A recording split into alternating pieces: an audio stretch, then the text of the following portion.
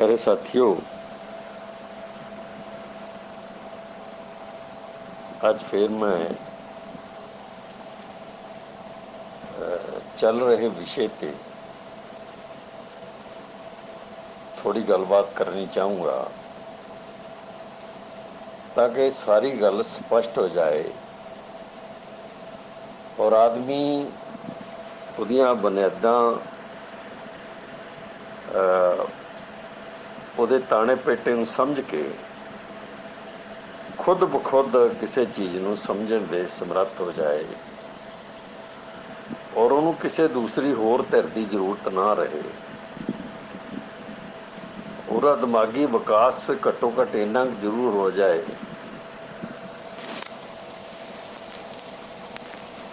कि ਜਿਹੜੀਆਂ ਵਰਤਾਰੇ 'ਚ ਆ ਰਹੀਆਂ ਚੀਜ਼ਾਂ ਹੈ, चाहे वो छोटे रूप च है, चाहे वो वड्डे रूप च है, चाहे वो बहुत ज़्यादा विशाल रूप च है, वो समझ आउण लग जाण ते एक हनेरे चों बाहर निकलण दा खुद ब खुद अपने आप नूं यतन करन विच सौख महसूस करे। अजिहा विशा ਜਿਹੜਾ ਸੰਸਾਰ ਦੇ ਪੂਰੇ ਸੰਸਾਰ ਦੇ ਮਨੁੱਖ ਨਾਲ ਜੁੜਿਆ ਹੈ।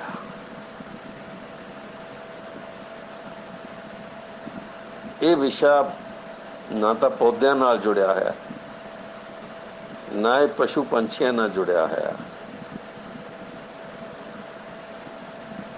ਨਾ ਕਿਸੇ ਪਾਣੀ ਦੇ ਜੀਵ ਨਾਲ ਜੁੜਿਆ ਹੈ, ਕਿਉਂਕਿ ਉਹਨਾਂ ਪਾਸ ਉਹ ਦਿਮਾਗ, ਉਹ ਬੁੱਧੀ, ਉਹ ਵਿਕਾਸ ਨਹੀਂ ਹੈ ਜਿਸ ਨਾਲ ਉਹ ਇਸ ਵਿਸ਼ੇ 'ਤੇ ਕਦੀ ਕੋਈ ਚਰਚਾ ਕਰ ਸਕਣ ਜਾਂ ਉਹਨੂੰ ਸਮਝਣ ਦਾ, ਮੰਨਣ ਦਾ, ਨਾ ਮੰਨਣ ਦਾ ਕੋਈ ਫੈਸਲਾ ਲੈ ਸਕਣ। ਇਸ ਕਰਕੇ ਇਹ ਵਿਸ਼ਾ ਸਿਰਫ ਮਨੁੱਖ ਨਾਲ ਜੁੜਿਆ ਹੈ। ਜੋ ਬੁੱਧੀਮਾਨ ਹੈ, ਜਿਹੜਾ ਕਿਸੇ ਵੀ ਚੀਜ਼ ਬਾਰੇ ਸੋਚ ਸਕਦਾ ਹੈ, ਅਗਰ ਚਾਹੇ ਸਮਝ ਸਕਦਾ ਹੈ ਔਰ ਉਹਦੇ ਕਾਰਨਾਂ ਨੂੰ ਸਮਝ ਸਕਦਾ ਹੈ, ਉਹਦੀ ਬਣਤਰ ਨੂੰ ਸਮਝ ਸਕਦਾ ਹੈ, ਉਹਦੇ ਖਾਤਮੇ ਨੂੰ ਸਮਝ ਸਕਦਾ ਹੈ, ਜਾਂ ਕੋਈ ਵਿਸ਼ਵਾਸ ਕਰ ਸਕਦਾ ਹੈ, ਕਿਸੇ ਗੱਲ 'ਤੇ ਆਸਥਾ ਬਣਾ ਸਕਦਾ ਹੈ, ਜਾਂ ਆਸਥਾ ਨੂੰ ਢਾਹ ਕੇ ਵਿਗਿਆਨਕ ਸੋਚ ਖੜੀ ਕਰ ਸਕਦਾ ਹੈ, ਇਹ ਮਨੁੱਖ ਨਾਲ ਹੀ ਜੁੜਿਆ ਵਿਸ਼ਾ ਹੈ। ਬਾਕੀ ਸੰਸਾਰ ਦੇ ਸਾਰੇ ਵਿਸ਼ੇ ਆ ਜਿਹੜੇ, ਉਹ ਇਸ ਤਰ੍ਹਾਂ ਹਰ ਮਨੁੱਖ ਨਾਲ, ਹਰ ਜੀਵ ਨਾਲ, ਹਰ ਧਰਤੀ ਦੇ ਹਿੱਸੇ ਨਾਲ ਜੁੜੇ ਹੋਏ ਨਹੀਂ।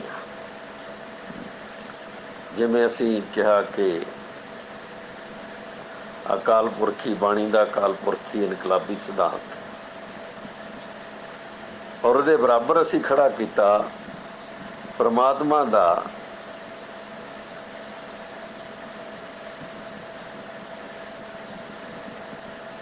ਜਿਹੜਾ ਮੰਨਣਾ ਨਾ ਮੰਨਣਾ, ਜਾਂ ਉਹਨੂੰ ਕਿਸ ਰੂਪ 'ਚ ਮੰਨ ਲੈਣਾ, ਕਿਸ ਰੂਪ 'ਚ ਉਹਦੇ 'ਤੇ ਵਿਸ਼ਵਾਸ ਕਰ ਲੈਣਾ, ਇਹਦਾ ਇੱਕ ਐਸਾ ਸਿਧਾਂਤ ਜਿਹੜਾ ਮਨੁੱਖ ਨੂੰ ਗਤੀਹੀਣ ਬਣਾਉਂਦਾ ਹੈ, ਗਤੀਸ਼ੀਲਤਾ ਤੋਂ ਬਾਹਰ ਕੱਢਦਾ ਹੈ। ਇਹ ਦੋਨੇ ਅਲੱਗ-ਅਲੱਗ ਸਿਧਾਂਤ ਹੈ। ਬੁੱਧਾ ਨੇ ਪਰਮਾਤਮਾ ਦੀ ਆਤਮਾ ਦੀ ਹੋਂਦ ਨੂੰ ਬਕਾਇਦਾ ਤੌਰ 'ਤੇ ਇਹਨੂੰ ਸਵੀਕਾਰ ਨਹੀਂ ਕੀਤਾ। ਇਹਦੇ 'ਤੇ ਵਾਰ-ਵਾਰ ਪ੍ਰਸ਼ਨ ਆਏ, ਵਾਰ-ਵਾਰ ਉਹਨਾਂ ਨੇ ਜਵਾਬ ਦਿੱਤੇ, ਔਰ ਵਾਰ-ਵਾਰ ਇਹ ਗੱਲ ਦੱਸਣ ਦੀ ਕੋਸ਼ਿਸ਼ ਕੀਤੀ ਕਿ ਅਜਿਹੀ ਕੋਈ ਸ਼ਕਤੀ ਨਹੀਂ ਹੈ ਜਿਹੜੀ ਬੈਠ ਕੇ ਚੀਜ਼ਾਂ ਦੀ ਸਿਰਜਣਾ ਕਰਦੀ ਹੈ, ਜਾਂ ਅਜਿਹੀ ਕੋਈ ਆਤਮਾ ਨਹੀਂ ਹੈ ਜਿਹੜੀ ਘੁੰਮਦੀ ਰਹਿੰਦੀ ਹੈ, ਔਰ ਅਜਿਹਾ ਨਰਕ ਤੇ ਸੁਰਗ ਨਹੀਂ ਹੈ ਜਿਹੜਾ ਪ੍ਰਾਪਤ ਕਰਨਾ ਹੈ ਜਾਂ ਜਿਹਦੇ ਚੋਂ ਅਸੀਂ ਨਿਕਲਣਾ ਹੈ।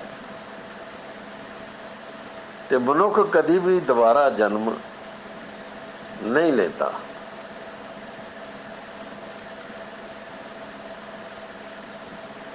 ਔਰ ਇਹ ਤਤ ਰਚਨਾ ਹੈ ਜਿਹੜੀ ਨਿਕਾਸ ਵਿਨਾਸ਼ ਤੇ ਵਿਕਾਸ, ਜਾਣੀ ਨਿਕਾਸ ਵਿਨਾਸ਼ ਤੇ ਵਿਕਾਸ ਦੇ ਅਮਲ ਵਿੱਚੋਂ ਵਾਰ-ਵਾਰ ਗੁਜ਼ਰਦੀ ਰਹਿੰਦੀ ਹੈ। ਇਹ ਕੁਦਰਤ ਦੇ ਬ੍ਰਹਿਮੰਡ ਦੇ ਅੰਦਰ ਗਤੀਸ਼ੀਲ, ਕਰਮਸ਼ੀਲ ਤੇ ਗਤੀਸ਼ੀਲ ਤੱਤ ਹੈ ਜਿਹੜੇ ਇਹ ਉਹਨਾਂ ਦੀ ਹਰਕਤ ਹੈ।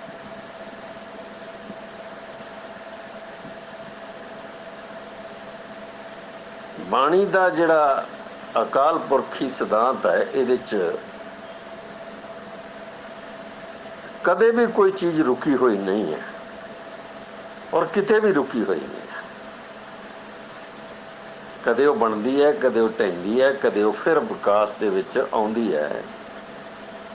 ਔਰ ਇਹ ਕਦੇ ਇਹ ਜਿਹੜੀ ਕਿਰਿਆ, ਇਹ ਜਿਹੜਾ ਅਮਲ ਹੈ, ਇਹ ਜਿਹੜੀ ਗਤੀ ਹੈ,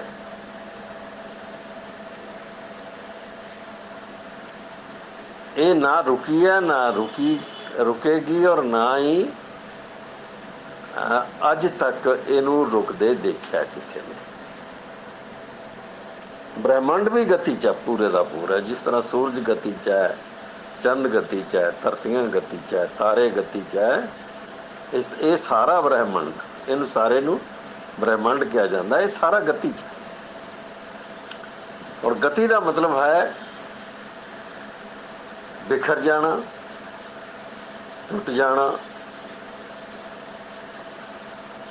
ਉਹ ਆਪਣੀ ਉਸ ਹੋਂਦ ਤੋਂ ਬਾਹਰ ਹੋ ਜਾਣਾ ਔਰ ਫਿਰ ਨਵੇਂ ਰੂਪ 'ਚ ਵਿਕਾਸ ਕਰ ਜਾਣਾ। ਇਹ ਗਤੀ ਦਾ ਅਰਥ ਹੈ। ਗਤੀ ਦਾ ਮਤਲਬ ਘੁੰਮੀ ਜਾਣਾ ਨਹੀਂ ਹੈ ਇਕੱਲਾ। ਗਤੀ ਦਾ ਮਤਲਬ ਹੈ ਕਿ ਆਪਣੇ ਪੁਰਾਣੇ ਰੂਪ ਦੇ ਵਿੱਚੋਂ ਕਿਸੇ ਸਮੇਂ ਕਾਰਨਾਵਸ ਨਿਕਲ ਜਾਣਾ ਔਰ ਫਿਰ ਕਾਰਨਾਵਸ ਦੁਬਾਰਾ ਨਵੇਂ ਰੂਪ, ਨਵੇਂ ਆਕਾਰ ਦੇ ਵਿੱਚ ਆ ਜਾਣਾ। ਇਹ ਗਤੀ ਹੈ। ਇਹ ਬਾਣੀ ਦਾ ਅਕਾਲ ਪੁਰਖੀ ਸਿਧਾਂਤ ਹੈ, ਏਕਮਕਾਰੀ ਸਿਧਾਂਤ ਹੈ, ਪਾਰ ਬ੍ਰਹਮ ਦਾ ਬੇਅੰਤੀ ਸਿਧਾਂਤ ਹੈ ਇਹ, ਜਿਹਦੇ 'ਚ ਵਿਕਾਸ, ਵਿਨਾਸ਼ ਤੇ ਨਿਕਾਸ ਤਿੰਨੇ ਲਗਾਤਾਰ ਕੰਮ ਕਰਦੇ ਹਨ। ਪਰ ਜਿਹੜਾ ਪਰਮਾਤਮੀ ਸਿਧਾਂਤ ਹੈ, ਜਿਹੜੀ ਆਤਮਾ ਹੈ ਉਹ ਵੀ ਅਮਰ। ਜਦੋਂ ਆਤਮਾ ਅਮਰ ਹੈ ਤਾਂ ਪਰਮਾਤਮਾ ਵੀ ਅਮਰ, ਜਾਣੀ ਦੋਨੇ ਮਰਦੇ ਨਹੀਂ ਹੈ। ਇਹ ਸਥਾਈ ਹੈ ਹਮੇਸ਼ਾ ਲਈ।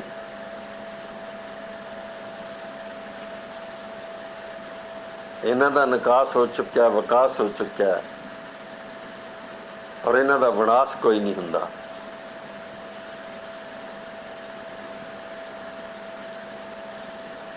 ਇਹ ਗਤੀਸ਼ੀਲ ਨਹੀਂ ਹੈ। ਗਤੀਸ਼ੀਲ ਜਿਸ ਤਰ੍ਹਾਂ ਬਾਣੀ ਦੇ ਵਿੱਚ ਗਤੀਸ਼ੀਲ ਹੈ, ਉਸ ਤਰ੍ਹਾਂ ਨਹੀਂ ਹੈ। ਇਹਨਾਂ ਦਾ ਸਥਾਪਤ ਨਰਕ ਹੈ, ਸਥਾਪਤ ਸੁਰਗ ਹੈ ਔਰ ਸਥਾਪਤ ਜੂਨੀ ਚੱਕਰ ਹੈ। ਬਸ ਇਹੀ ਹੈ ਦਾ ਸਾਰੇ ਦਾ ਸਾਰਾ ਉਹ ਢਾਂਚਾ ਜਿਹਦੇ ਵਿੱਚੋਂ ਦੀ ਆਤਮਾ ਗੁਜ਼ਰਦੀ ਰਹਿੰਦੀ ਹੈ। ਚਾਹੇ ਉਹ ਅਮਰ ਵੀ ਹੋਵੇ ਤਦ ਵੀ ਉਹ ਗੁਜ਼ਰਦੀ ਰਹਿੰਦੀ ਹੈ, ਰੁਕਦੀ ਨਹੀਂ ਕਿਤੇ।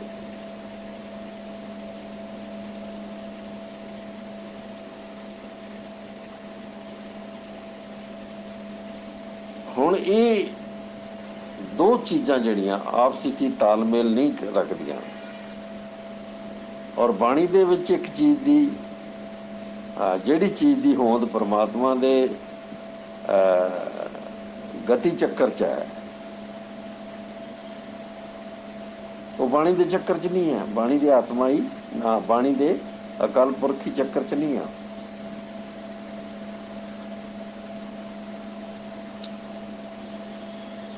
ਬਾਣੀ ਦੇ ਅਕਾਲ ਪੁਰਖੀ ਚੱਕਰ ਨੂੰ ਸਮਝਣਾ ਪੈਂਦਾ। ਕੋਈ ਗਿਆਨ ਗੁਰੂ ਵਾਲਾ ਆਦਮੀ, ਬੁੱਧੀ ਵਾਲਾ ਆਦਮੀ ਜਾਂ ਬ੍ਰਹਮ ਗਿਆਨੀ ਆਦਮੀ ਉਹ ਸਮਝਾ ਸਕਦਾ ਹੈ ਕਿ ਇਹ ਅਸਲ ਵਿੱਚ ਕਹਾਣੀ ਇਸ ਤਰ੍ਹਾਂ ਹੈ।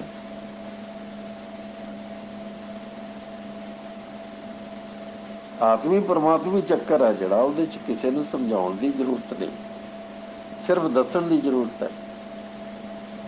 ਔਰ ਜਿਹਨੂੰ ਦੱਸ ਦਿੱਤਾ ਗਿਆ ਉਹਨੂੰ ਮੰਨਣ ਦੀ ਜ਼ਰੂਰਤ ਹੈ। ਇੱਥੇ ਸਮਝਣ ਵਾਲੀ ਕੋਈ ਗੱਲ ਨਹੀਂ, ਗਿਆਨ ਵਾਲੀ ਕੋਈ ਗੱਲ ਨਹੀਂ, ਬੁੱਧੀ ਵਾਲੀ ਕੋਈ ਗੱਲ ਨਹੀਂ। ਇੱਥੇ ਸਿਰਫ ਸੁਣ ਲਿਆ, ਮੰਨ ਲਿਆ, ਸਮਝ ਲਿਆ, ਇੰਨਾ ਹੀ ਹੈ ਬਸ।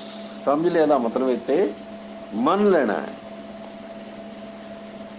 ਵਿਸ਼ਵਾਸ ਕਰ ਲੈਣਾ, ਆਸਥਾ ਰੱਖਣਾ। ਇੱਕ ਪਰਮਾਤਮਾ ਹੈ, ਇੱਕ ਉਹਦੀ ਆਤਮਾ ਹੈ, ਆਤਮਾ ਅਮਰ ਹੈ। ਆਤਮਾ ਨਰਕ ਸੁਰਗ ਦੇ ਚੱਕਰ 'ਚ, ਜੂਨੀ ਚੱਕਰ 'ਚ ਪਈ ਰਹਿੰਦੀ ਹੈ। ਔਰ ਆਤਮਾ ਦਾ ਹੋਰ ਕੋਈ ਕੰਮ ਨਹੀਂ ਹੈ ਪਰਮਾਤਮਾ ਦਾ ਨਾਮ ਜਪਣ ਤੋਂ ਬਿਨਾਂ, ਤੇ ਪਰਮਾਤਮਾ ਤੱਕ ਪਹੁੰਚਣ ਤੋਂ ਬਿਨਾਂ ਹੋਰ ਕੋਈ ਕੰਮ ਨਹੀਂ ਹੈ। ਜੋ ਕੁਛ ਬਾਕੀ ਹੈ ਸਾਰਾ ਉਹਦੇ ਭਾਗਾਂ 'ਚ ਲਿਖਿਆ ਹੋਇਆ। ਜਦੋਂ ਕਿਸੇ ਮਨੁੱਖ ਦੇ ਦਿਮਾਗ 'ਚ ਇਹ ਗੱਲ ਆ ਜਾਏ ਕਿ ਸਾਰਾ ਕੁਛ ਭਾਗਾਂ 'ਚ ਲਿਖਿਆ ਹੋਇਆ ਹੈ, ਕਰਮਾਂ 'ਚ ਲਿਖਿਆ ਹੋਇਆ ਹੈ, ਕਿਸਮਤ ਦੇ ਵਿੱਚ ਹੈ, ਤਾਂ ਉਹਦੀ ਆਪਣੀ ਜੀਵਨ ਗਤੀ ਰੁਕ ਜਾਏਗੀ, ਉਹਦੇ ਜੀਵਨ ਦਾ ਵਿਕਾਸ ਰੁਕ ਜਾਏਗਾ। ਕਿਉਂਕਿ ਉਹਦੇ ਜਿਹੜੇ ਖਿਆਲ ਹੈ, ਜਿਹੜੀ ਉਹਦੀ ਮਾਨਸਿਕਤਾ ਹੈ, ਜਿਹੜੀ ਦੀ ਬੌਧ ਹੈ, ਬੌਧਿਕਤਾ ਹੈ, ਉਹਦੇ ਅੰਦਰ ਇਹ ਗੱਲ ਘਰ ਘਰ ਜਾਏਗੀ ਕਿ ਸਾਰਾ ਕੁਛ ਜਨਮ ਤੋਂ ਹੀ ਉਹਦੇ ਕੋਲ ਹੈ। ਚੰਗਾ ਮਾੜਾ ਜੋ ਵੀ ਹੈ ਸਭ ਕੁਛ, ਭੁੱਖ ਨੰਗ, ਅਮੀਰੀ ਗਰੀਬੀ, ਜ਼ਮੀਨਾਂ ਜਾਇਦਾਦਾਂ, ਇਹ ਸਭ ਕੁਛ ਉਹਦੇ ਕੋਲ ਹੈ। ਇਹਦਾ ਇੱਕ ਬਹੁਤ ਵੱਡਾ ਉਦਾਹਰਣ ਹੈ ਕਿ ਬ੍ਰਾਹਮਣ ਨੇ ਭਾਰਤੀ ਮਨੁੱਖ ਨੂੰ ਇਹ ਸਿਖਾਤਾ ਕਿ ਵਿਦਿਆ ਉਹਦਾ ਕੋਈ ਕਰਮ ਨਹੀਂ ਹੈ, ਉਹਦੇ ਕਰਮਾਂ 'ਚ ਵਿਦਿਆ ਨਹੀਂ ਹੈ। ਔਰ ਵਿਦਿਆ ਨਹੀਂ ਹੋਣਾ ਇਹ ਪਰਮਾਤਮਾ ਦੀ ਮਰਜ਼ੀ ਹੈ। ਕੋਈ ਵੀ ਆਤਮਾ ਆਪਣੀ ਜਿਹੜੀ ਉਹਦੀ ਕਿਸਮਤ ਹੈ, ਤਕਦੀਰ ਹੈ, ਭਾਗ ਹੈ, ਜਿਹੜੇ ਉਹਦੇ ਲਿਖਤਕਾਰ ਹੈ, ਜਿਹੜੀ ਉਹ ਤੋਂ ਬਾਹਰ ਨਹੀਂ ਜਾ ਸਕਦੀ। ਇਹਦਾ ਮਤਲਬ ਹੈ ਕਿ ਜੇ ਸਾਲ 2 ਸਾਲ 4 ਸਾਲ 10 ਸਾਲ 20 ਸਾਲ 80 ਸਾਲ ਦੀ ਕਿਸੇ ਔਰਤ ਨਾਲ ਕੋਈ ਬਲਾਤਕਾਰ ਕਰਦਾ ਤਾਂ ਉਹ ਲਿਖਿਆ ਹੋਇਆ, ਉਹ ਤੋਂ ਬਾਹਰ ਨਹੀਂ ਜਾ ਸਕਦਾ ਕੋਈ। ਤੇ ਜਿਹਦੇ ਨਾਲ ਬਲਾਤਕਾਰ ਹੁੰਦਾ ਹੈ ਉਹਦੇ ਕਿਸਮਤ 'ਚ ਵੀ ਲਿਖਿਆ ਵੀ ਤੇਰੇ ਨਾਲ ਇਸ ਤਰ੍ਹਾਂ ਬਲਾਤਕਾਰ ਹੋਏਗਾ। ਕੋਈ ਕਤਲ ਹੋ ਜਾਂਦਾ ਤਾਂ ਉਹ ਕਤਲ ਵੀ ਲਿਖਿਆ ਹੋਇਆ, ਕਿਸੇ ਦੇ ਘਰ ਚੋਰੀ ਡਾਕਾ ਹੋ ਜਾਂਦਾ ਉਹ ਵੀ ਲਿਖਿਆ ਹੋਇਆ। ਜਾਣੀ ਇਕੱਲੇ ਇਕੱਲੇ ਮਨੁੱਖ ਦੀ ਤਕਦੀਰ ਦਾ ਚਿੱਠਾ ਉਹਦੇ ਕੋਲੇ, ਔਰ ਉਸੇ ਤਰ੍ਹਾਂ ਵਾਪਰਦਾ ਰਹਿੰਦਾ।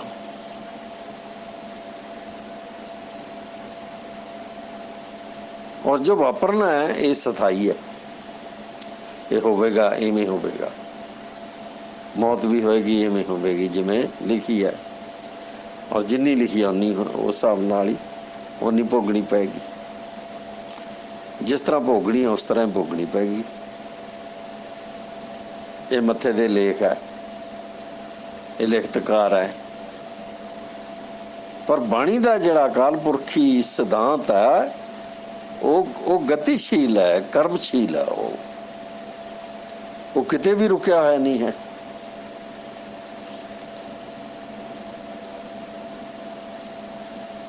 ਕਿਉਂਕਿ ਪਾਰ ਬ੍ਰਹਮ ਖੁਦ ਗਤੀਸ਼ੀਲ ਹੈ।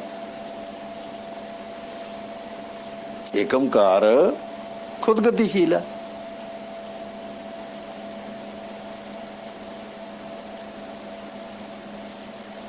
ਬੇਸ਼ੁਮਾਰ ਕਾਰਨ ਹੈ ਜਿਹੜੇ ਉਹਨੂੰ ਗਤੀ 'ਚ ਰੱਖਦੇ ਆ।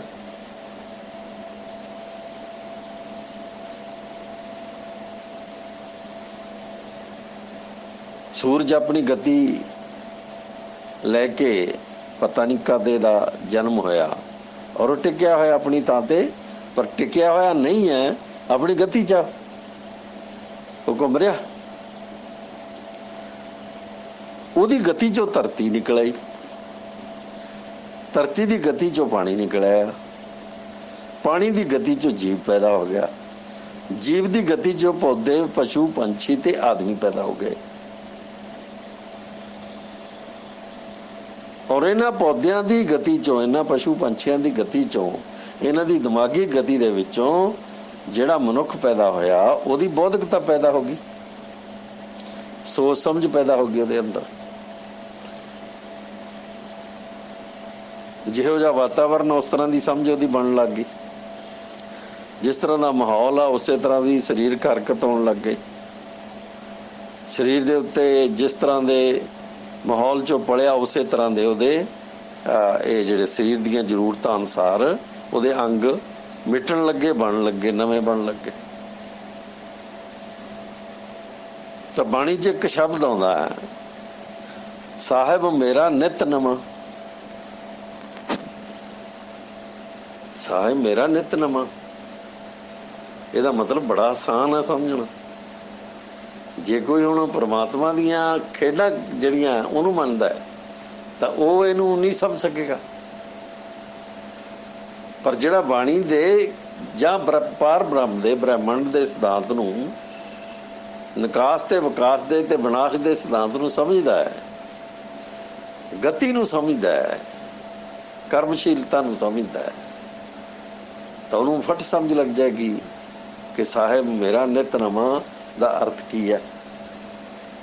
वो नित नवा किवें हो जाता, नवा कार ले लेंदा, किते ढालदा, किते बनांदा, किते अग लांदा, किते पानी भरांदा।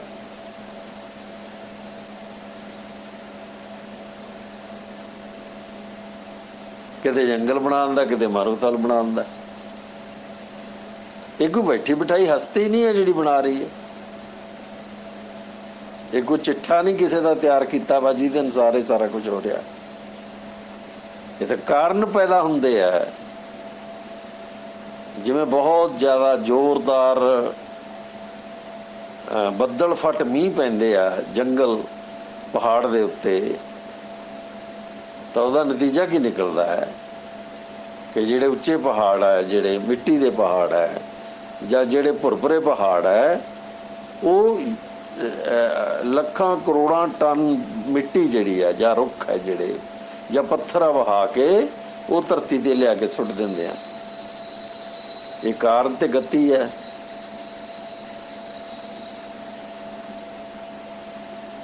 ਮਨੁੱਖ ਜੋ ਅੱਜ ਤੱਕ ਬਣਿਆ ਹੋਇਆ ਦਿਸ ਰਿਹਾ ਤੁਹਾਨੂੰ, ਮੇਰੇ ਬਚਪਨ ਦੇ ਵਿੱਚ ਮਨੁੱਖ ਕੋਲੇ ਕਦੇ ਕਿਸੇ ਕੋਲ ਸਾਈਕਲ ਹੁੰਦਾ ਸੀ, ਕਿਸੇ ਕੋਲ ਨਹੀਂ ਸੀ। कुछ लोगों को गड्ढे सी, किसी को कुछ भी नहीं सी। ਉਹਦੀਆਂ ਜ਼ਰੂਰਤਾਂ ਮੁਤਾਬਕ ਉਸ ਵੇਲੇ ਜੋ ਵੀ ਸੀ, ਜ਼ਰੂਰਤਾਂ ਬਦਲਦੀਆਂ ਗਈਆਂ, ਮਨੁੱਖ ਦਾ ਜੀਵਨ ਜਿਹੜਾ ਬਦਲਦਾ ਗਿਆ, ਔਰ ਉਹ ਬਦਲਾ ਕੇ ਨਵੇਂ ਕਾਰਨ ਪੈਦਾ ਹੁੰਦੇ ਕਰਦਾ ਗਿਆ। ਨਵੇਂ ਕਾਰਨ ਆ ਜਿਹੜੇ ਉਹਨਾਂ ਨੇ ਨਵੀਆਂ ਚੀਜ਼ਾਂ ਵੱਲ ਆਦਮੀ ਨੂੰ ਖਿੱਚਿਆ, और वही आदमी जिहड़ा वो दिमागी विकास दे दिमागी गति दे अधीन अपनी लोड़ दियां उहो जिहियां चीज़ां पैदा करन लग गया। जिवें मैं अजे 5-6 साल दा सी जदों साडे पिंड विच एक सब तो छोटा ट्रैक्टर आया। ये ट्रैक्टर कोई चिट्ठा थोड़ी लिखिया होया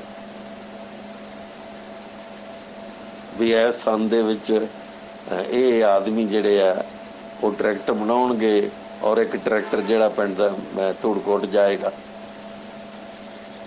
ये तो कोई चिट्ठा नहीं है, तो दिमाग की खेड है, लोड़ां की खेड है। तो और लोड़ां दे कारण बनते हैं। जिहे जी धरती अपने आप नूं बदलदी आ उहदे अनुसार कारण बनते हैं। गर्मी सर्दी हवा पौण पानी हड़ मीह जिहड़े आ ये कारण बनते हैं। भुख कारण बनती है। ਦੁੱਖ ਕਾਰਨ ਬਣਦੇ ਆ, ਸੁੱਖ ਕਾਰਨ ਬਣਦੇ ਆ।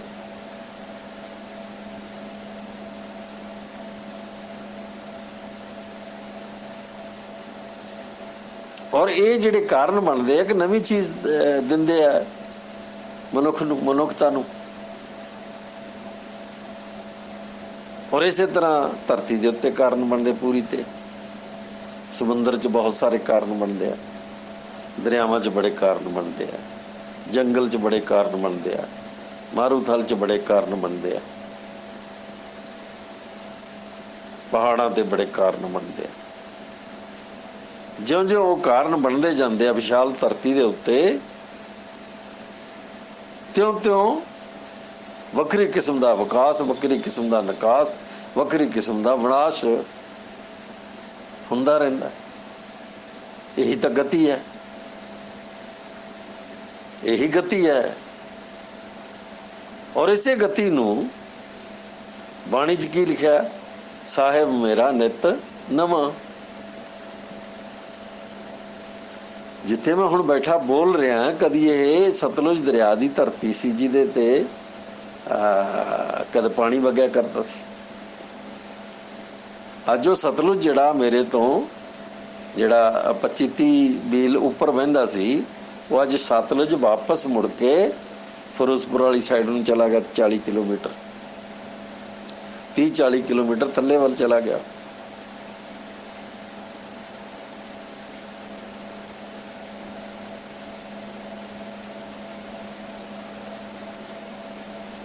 ਅੱਜ ਜਿਹੜੇ ਡੈਮ ਹੈ, ਇਹਨਾਂ ਨੇ ਪਾਣੀ ਦਾ ਵਹਾਅ ਜਿਹੜਾ ਉਹ ਆਪਣੀ ਮਰਜ਼ੀ ਹੇਠ ਲਿਆਂਦਾ। ਜਾਣੀ ਮਨੁੱਖ ਹੈ ਜਿਹੜਾ, ਉਹ ਆਫਟਰ ਆਲ ਕੁਦਰਤ ਦੀ ਇੱਕ ਕੜੀ ਹੈ, ਸਭ ਤੋਂ ਸਮਝਦਾਰ ਕੜੀ ਹੈ। ਕੁਦਰਤ ਦਾ ਇੱਕ ਛੋਟਾ ਜਿਹਾ ਅੰਗ ਹੈ ਜਿਹੜਾ ਸਭ ਤੋਂ ਸਮਝਦਾਰ ਹੈ। ਜਿੰਨੀਆਂ ਗਤੀਆਂ ਇਹ ਕਰਦਾ ਹੈ, ਉਹਦੇ 'ਚੋਂ ਵਿਕਾਸ ਤੇ ਵਿਨਾਸ਼ ਹੁੰਦਾ ਹੈ। ਔਰ ਉਹੀ ਵਿਕਾਸ ਤੇ ਵਿਨਾਸ਼ ਆ ਜਿਹੜਾ ਨਵੀਆਂ ਚੀਜ਼ਾਂ ਨੂੰ ਜਨਮ ਦਿੰਦਾ, ਜਾਂ ਚੀਜ਼ਾਂ ਬਣੀਆਂ ਹੋਈਆਂ ਜਿਹੜੀਆਂ ਪਹਿਲਾਂ ਹੋਂਦ 'ਚ ਆ ਚੁੱਕੀਆਂ, ਉਹਨਾਂ ਨੂੰ ਮਿਟਾ ਦਿੰਦਾ। ਤਾਂ ਸਾਹਿਬ ਮੇਰਾ ਨਿਤ ਨਵਾਂ ਦਾ ਮਤਲਬ ਕੀ ਆ? ਕਿ ਜਿਹੜੇ ਚੰਦ ਸੂਰਜ ਤਾਰੇ ਅੱਜ ਦਿਸ ਰਹੇ ਆ, ਅਰਬਾਂ ਖਰਬਾਂ ਨਰਬਾਂ ਸਾਲ ਬਾਅਦ ਇਹ ਨਹੀਂ ਹੋਣਗੇ। ਔਰ ਇਹਨਾਂ ਦੀ ਥਾਂ ਤੇ ਕੋਈ ਨਵੀਂ ਚੀਜ਼ ਵਿਕਾਸ ਕਰ ਜਾਏਗੀ। ਉਹਨਾਂ ਦਾ ਕੀ ਰੂਪ ਹੋਏਗਾ, ਕੀ ਆਕਾਰ ਹੋਏਗਾ, ਇਹ ਨਹੀਂ ਕਿਹਾ ਜਾ ਸਕਦਾ। ਕਦੇ ਕਿਸੇ ਨੂੰ ਇਹ ਥੋੜ੍ਹੀ ਪਤਾ ਸੀ ਵੀ ਸੂਰਜ ਆ ਜਿਹੜਾ, ਉਹਦੀ ਗਤੀ ਦੇ ਵਿੱਚੋਂ ਧਰਤੀ ਹੋਂਦ 'ਚ ਆ ਜਾਏਗੀ। ਧਰਤੀ ਦਾ ਕੱਲ੍ਹ ਕੀ ਰੂਪ ਹੋਏਗਾ, ਧਰਤੀ ਆਪਣੇ ਆਪ ਨੂੰ ਕਿਸ ਤਰ੍ਹਾਂ ਬਦਲ ਦੇਗੀ, ਇਹ ਕਿਸੇ ਨੂੰ ਕੀ ਪਤਾ। ਤਾਰੇ ਧਰਤੀ ਤੋਂ ਇੰਨੀ ਦੂਰ ਹੈ ਕਿ ਕੋਈ ਵੀ ਤਾਰਾ ਧਰਤੀ ਦੇ ਵਿੱਚ ਵੱਜਦਾ ਨਹੀਂ ਆ ਕੇ, ਇੰਨੀ ਦੂਰੀ ਹੈ, ਫਾਸਲਾ ਇੰਨਾ। ਔਰ ਤਾਰੇ ਤੇ ਤਾਰੇ ਵਿਚਕਾਰ ਅਰਬਾਂ ਮੀਲ ਦਾ ਫਾਸਲਾ ਹੈ, ਖਰਬਾਂ ਮੀਲ ਦਾ ਫਾਸਲਾ ਹੈ। ਉਹ ਟਕਰਾਉਂਦੇ ਨਹੀਂ ਆਪਸ ਵਿੱਚ। ਇੱਕ ਸਿਸਟਮ ਹੈ, ਇੱਕ ਵਿਵਸਥਾ ਹੈ। ਇਸ ਸਥਾਪਿਤ ਨਾ ਸਥਾਪਿਤ ਵਿਵਸਥਾ ਦੇ ਵਿੱਚ ਵੀ ਜਿਹੜੀਆਂ ਤਬਦੀਲੀਆਂ ਵਾਪਰਦੀਆਂ, ਜਿਹੜੀਆਂ ਚੀਜ਼ਾਂ ਮਨੁੱਖ ਦੇ ਹੱਥੀਂ ਵੀ ਵਾਪਰਦੀਆਂ, ਕੁਦਰਤ ਦੇ ਹੱਥੀਂ ਵੀ ਵਾਪਰਦੀਆਂ, ਤਾਂ ਉਹਨਾਂ ਨੂੰ ਅਸੀਂ ਵਾਰ-ਵਾਰ ਇੱਕੋ ਹੀ ਸ਼ਬਦ ਨਾਲ ਦੁਹਰਾ ਸਕਦੇ ਹਾਂ ਕਿ ਸਾਹਿਬ ਮੇਰਾ ਨਿਤ ਨਵਾਂ। ਪਰ ਪਰਮਾਤਮਾ ਦੀ ਖੇਡ 'ਚ ਆਉਂਦਾ ਹੀ ਨਹੀਂ। ਕਿਉਂ? ਕਿਉਂਕਿ ਪਰਮਾਤਮਾ ਨੇ ਤਾਂ ਚਿੱਠਾ ਲਿਖਿਆ ਹੋਇਆ ਸਾਰਾ।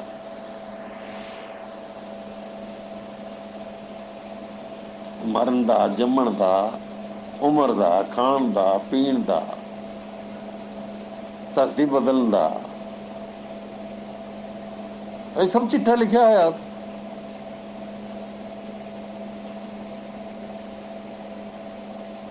ਧਰਤੀ ਨਰਕ 'ਚ ਜਿਹੜਾ ਜੀਵ ਮਰਨ ਤੋਂ ਬਾਅਦ ਆਤਮਾ ਨਰਕ 'ਚ ਜਾਏਗੀ ਜਾਂ ਸੁਰਗ 'ਚ ਜਾਏ, ਇਹ ਵੀ ਚਿੱਠਾ ਲਿਖਿਆ ਹੋਇਆ।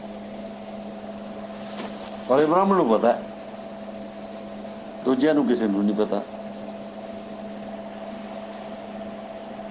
ਅਕਾਲ ਪੁਰਖੀ ਸਿਧਾਂਤ 'ਚ ਹਰ ਚੀਜ਼ ਬੰਦੇ ਨੂੰ ਪਤਾ ਹੈ। ਬਾਣੀ ਦੇ ਅਕਾਲ ਪੁਰਖੀ ਸਿਧਾਂਤ 'ਚ ਅਗਰ ਬੰਦਾ ਚਾਹੇ ਤਾਂ ਪਾਰ ਬ੍ਰਹਮ ਦੀ, ਬ੍ਰਹਿਮੰਡ ਦੀ ਹਰ ਸ਼ੈ ਨੂੰ ਸਮਝਣ ਦੀ ਸਮਰੱਥਾ ਉਹਦੇ 'ਚ ਹੈ। ਇਹ ਚੰਦ, ਇਹ ਤਾਰੇ, ਸੂਰਜ, ਇਹ ਧਰਤੀਆਂ, ਇਹ ਆਪਣੇ ਸਮੁੰਦਰ, ਇਹ ਜੀਵ, ਜਿਹੜੇ ਮੇਰੇ ਬਚਪਨ 'ਚ ਲੋਕਾਂ ਨੂੰ ਨਹੀਂ ਸੀ ਪਤਾ, ਵਿਦਿਆ ਦੇ ਦੌਰ 'ਚ ਆ ਕੇ ਮਨੁੱਖ ਨੇ 60-70 ਸਾਲ ਦੇ ਅੰਦਰ ਅੰਦਰ, 100 ਸਾਲ ਦੇ ਅੰਦਰ ਅੰਦਰ ਇਸ ਧਰਤੀ ਦੇ ਉੱਤੇ ਜਿਹੜਾ ਵੀ ਮਨੁੱਖ ਵਧੀਆ ਦਿਮਾਗ ਲੈ ਕੇ ਪੈਦਾ ਹੋਇਆ, ਉਹਨੇ ਇਹਨੂੰ ਜਾਣ ਲਿਆ ਸਾਰੇ ਕੁਛ। ਇਹ ਅਕਾਲ ਪੁਰਖੀ ਸਿਧਾਂਤ ਹੈ। ਇਹ ਪਰਮਾਤਮਾ ਦਾ ਸਿਧਾਂਤ ਨਹੀਂ ਹੈ, ਇਹ ਆਤਮਾ ਦਾ ਸਿਧਾਂਤ ਵੀ ਨਹੀਂ ਹੈ। ਆਤਮਾ ਦਾ ਸਿਧਾਂਤ ਤਾਂ ਇੱਕੋ ਹੀ ਹੈ ਕਿ ਉਹਨੇ ਧਰਤੀ ਤੇ ਆਉਣਾ, ਭਜਨ ਬੰਦਗੀ ਕਰਨੀ ਹੈ, ਜੋ ਬ੍ਰਾਹਮਣ ਕਹਿੰਦਾ ਉਸ ਤਰ੍ਹਾਂ ਕਰਨਾ, ਜਾਂ ਪੁਜਾਰੀ ਕਹਿੰਦਾ ਉਸ ਤਰ੍ਹਾਂ ਕਰਨਾ ਹੈ, ਔਰ ਉਹ ਕਰਦੇ ਰਹਿਣਾ ਤੇ ਮਰ ਜਾਣਾ। ਮਰ ਕੇ ਜਾਂ ਤਾਂ ਸੁਰਗ ਚਲੇ ਜਾਣਾ, ਨਰਕ ਚਲੇ ਜਾਣਾ, ਜਾਂ ਫਿਰ ਵਾਪਸ ਫਿਰ ਧਰਤੀ ਤੇ ਆ ਜਾਣਾ। ਇਸ ਤੋਂ ਵੱਧ ਕੁਛ ਨਹੀਂ ਪਰਮਾਤਮਾ ਦਾ ਚੱਕਰ।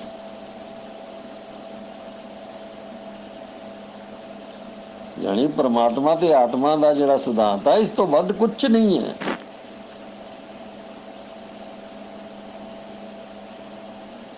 ਪਰ ਏਕਮਕਾਰੀ ਅਕਾਲ ਪੁਰਖੀ ਸਹਿਬੰ ਆਪਣੇ ਆਪ ਨੂੰ ਪੈਦਾ ਹੁੰਦਾ, ਜਿਹੜਾ ਉਹਦਾ ਸਿਧਾਂਤ ਕੀ ਹੈ ਕਿ ਪਤਾ ਹੀ ਨਹੀਂ ਕੱਲ ਨੂੰ ਕੀ ਹੋ ਜਾਏਗਾ, ਕਦੋਂ ਕਿਹੜੇ ਕਾਰਨ ਬਣਨਗੇ ਤੇ ਕਦੋਂ ਕੀ ਹੋ ਜਾਏਗਾ, ਕੋਈ ਆਦਮੀ ਨਹੀਂ ਦੱਸ ਸਕਦਾ। ਬੜਾ ਸ਼ਾਂਤ ਦਰਿਆ ਵਗ ਰਿਹਾ ਹੁੰਦਾ ਹੈ। ਕੁਛ ਕਾਰਨ ਇਸ ਤਰ੍ਹਾਂ ਦੇ ਬਣਦੇ ਹੈ ਕਿ ਉਹ ਦਰਿਆ ਜਿਹੜਾ ਹੈਗਾ ਉਹ 2-4 ਘੰਟੇ ਦੇ ਅੰਦਰ ਅੰਦਰ ਮੀਲਾਂ ਤੱਕ ਬਾਹਰ ਫੈਲ ਜਾਂਦਾ ਹੈ, ਔਰ ਲੱਖਾਂ ਕਰੋੜਾਂ, ਲੱਖਾਂ ਲੱਖਾਂ ਲੋਕਾਂ ਨੂੰ ਵਹਾ ਕੇ ਲੈ ਜਾਂਦਾ ਹੈ। ਇਹ ਨਿਤ ਨਵਾਂ ਹੈ, ਇਹ ਨਿਤ ਨਵਾਂ ਹੈ। ਇਹ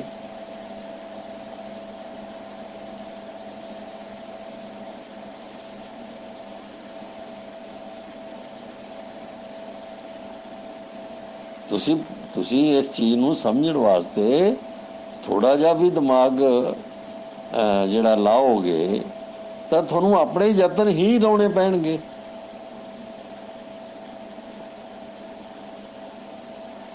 ਤੁਹਾਨੂੰ ਸਿਆਣੇ ਮਨੁੱਖਾਂ ਦੇ ਯਤਨ ਆਪਣੇ ਨਾਲ ਜੋੜ ਕੇ ਆਪਣੇ ਯਤਨ ਲਾਉਣੇ ਪੈਣਗੇ, ਤਾਂ ਤੁਹਾਨੂੰ ਸਮਝ ਲੱਗ ਜਾਏਗੀ। ਤਾਂ ਪਰਮਾਤਮਾ ਦੇ ਸਿਧਾਂਤ ਨੂੰ ਸਮਝਣ ਵਾਸਤੇ ਤਾਂ ਯਤਨਾਂ ਦੀ ਜ਼ਰੂਰਤ ਹੀ ਕੋਈ ਨਹੀਂ ਕਿ ਇੱਕ ਪਰਮਾਤਮਾ ਹੈ, ਇੱਕ ਅਮਰ ਆਤਮਾ ਹੈ, ਨਰਕ ਤੇ ਸੁਰਗ ਹੈ, ਬੈਕੁੰਠ ਹੈ, ਜਾਂ ਫਿਰ ਬ੍ਰਹਮਪੁਰੀ ਹੈ, ਸੁਰਗਾਪੁਰੀ ਹੈ, ਇੰਦਰਪੁਰੀ ਹੈ। ਔਰ ਜਿਹੜੇ ਕਰਮ ਉਹਦੇ ਲਿਖੇ ਗਏ ਆ ਉਹ ਬਕਾਇਦਾ ਤੌਰ ਤੇ ਜਨਮ ਵੇਲੇ ਹੀ ਲਿਖੇ ਗਏ ਆ। ਉਹਨੂੰ ਬੰਦੇ ਦੀ ਜੁਨੀ ਮਿਲੀ ਹੈ ਜਿਹੜੀ, ਉਹ ਇਸ ਕਰਕੇ ਮਿਲੀ ਹੈ ਕਿ ਉਹਨੇ ਵਧੀਆ ਕਰਮ ਕੀਤੇ। ਪਰ ਇੱਥੇ ਇੱਕ ਗੱਲ ਹੋਰ ਆਉਂਦੀ ਹੈ ਕਿ ਜੇ ਵਧੀਆ ਕਰਮ ਕਰਕੇ ਹੀ ਉਹਨੂੰ ਜੁਨੀ ਮਿਲੀ ਹੈ ਤਾਂ ਦੁਬਾਰਾ ਉਹਨੂੰ ਭਟਕਣ ਦੀ ਕੀ ਜ਼ਰੂਰਤ ਹੈ। ਫਿਰ ਆਤਮਾ ਪਰਮਾਤਮਾ ਜਾਵੇਗਾ, ਕਹਾਣੀ ਖਤਮ। ਇਹ ਆਤਮਾ ਦਾ ਭਟਕਣ ਦਾ ਜੂਨੀ ਚੱਕਰ 'ਚ ਪੈਣ ਦਾ ਕੀ ਕੰਮ, ਕਿਉਂਕਿ ਉਹਨੇ ਵਧੀਆ ਕਰਮ ਕੀਤੇ ਤਦ ਹੀ ਤੋਂ ਵਧੀਆ ਮਨੁੱਖ ਦੇ ਜਨਮ 'ਚ ਆਇਆ। ਆਤਮਾ ਮਨੁੱਖ ਦੇ ਜਨਮ 'ਚ ਆਈ, ਜਦੋਂ ਮਨੁੱਖ ਦੇ ਜਨਮ 'ਚ ਆ ਹੀ ਗਈ ਤਾਂ ਪਰਮਾਤਮਾ ਨਾਲ ਭੇਦ ਹੋ ਗਈ।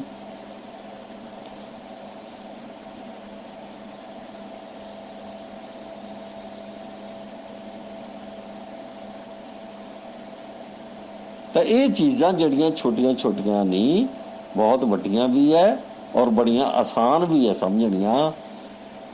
ਘੱਟੋ ਘੱਟ ਸਿੱਖਾਂ ਨੇ ਵੀ ਇਹਨੂੰ ਸਮਝਣ ਦਾ ਕਦੇ ਯਤਨ ਨਹੀਂ ਕੀਤਾ। ਇਸ ਸਮੇਂ ਵੀ ਮੈਂ ਸਿੱਖਾਂ ਨੂੰ ਵੇਖਦਾ, ਕੁਛ ਬਹੁਤ ਸਿਆਣੇ ਸਿੱਖ ਹੈ ਜਿਹੜੇ, ਸਿੱਖਾਂ ਤੋਂ ਵੱਧ ਮੈਂ ਉਹਨਾਂ ਨੂੰ ਕੁਛ ਨਹੀਂ ਕਹਿ ਰਿਹਾ ਕਿ ਉਹ ਸਾਧ ਆ, ਉਹ ਬ੍ਰਹਮ ਗਿਆਨੀ ਹੈ, ਉਹ ਕੁਛ ਵੀ ਹੈ ਨਹੀਂ। ਉਹ ਸਿਆਣੇ ਸਿੱਖ ਹੈ, ਬੁੱਧੀਮਾਨ ਸਿੱਖ, ਬ੍ਰਹਮ ਗਿਆਨੀ ਸਿੱਖ ਕਹਿ ਲਓ ਤੁਸੀਂ। ਜਿਹਦਾ ਜ਼ਿਆਦਾ ਗਿਆਨ ਵਿਕਸਿਤ ਹੋ ਗਿਆ ਉਹ ਬ੍ਰਹਮ ਗਿਆਨੀ ਸਿੱਖ। ਜਿਹਨੇ ਕੁਦਰਤ, ਧਰਤੀ, ਜਿਹੜਾ ਵਿਗਿਆਨ ਹੈ ਜਾਂ ਪਾਰ ਬ੍ਰਹਮ ਦਾ ਸਾਰਾ ਜਿਹੜਾ ਉਹਨੂੰ ਪੂਰਾ ਸਮਝ ਲਿਆ, ਉਹ ਬ੍ਰਹਮ ਗਿਆਨੀ ਸਿੱਖ। ਉਹੀ ਤਾਂ ਵਿਆਖਿਆ ਕੀਤੀ ਹੋਈ ਹੈ ਬਾਣੀ 'ਚ। ਬਾਣੀ ਦੇ ਵਿੱਚ ਜੇ ਤੁਸੀਂ ਦੇਖੋਗੇ ਤਾਂ ਉਹਦੀ ਵਿਆਖਿਆ ਕੀਤੀ ਹੋਈ ਹੈ ਪੂਰੀ। ਪਰ ਸਾਡੀ ਸਮੱਸਿਆ ਕੀ ਹੈ ਕਿ ਅਸੀਂ ਬਾਣੀ ਪੜ੍ਹਦੇ ਹੋਏ ਵੀ ਗੇੜਾ ਖਾ ਕੇ ਪਰਮਾਤਮਾ ਨੂੰ ਚੁੰਬੜ ਜਾਂਦੇ ਹਾਂ। ਜਾਣੀ ਪਰਮਾਤਮਾ ਦੀ ਜਿਹੜੀ ਨਰੜ ਆ ਉਹਦੇ ਚੋਂ ਨਹੀਂ ਨਿਕਲਦੇ। ਹਰ ਚੰਗੀ ਚੀਜ਼ ਦੇ ਵਿੱਚ ਗੇੜਾ ਖਾਂਦੇ ਖਾਂਦੇ ਪਰਮਾਤਮਾ ਨਾਲ ਆਪਣੇ ਆਪ ਨੂੰ ਨਰੜ ਲੈਂਦੇ ਆ। ਅਖੀਰ ਗੱਲ ਪਰਮਾਤਮਾ ਤੇ ਆ ਕੇ ਮੁੱਕ ਜਾਂਦੀ ਸਾਡੀ ਕਿ ਮਾਲਕ ਦੀ ਮਰਜ਼ੀ ਹੈ।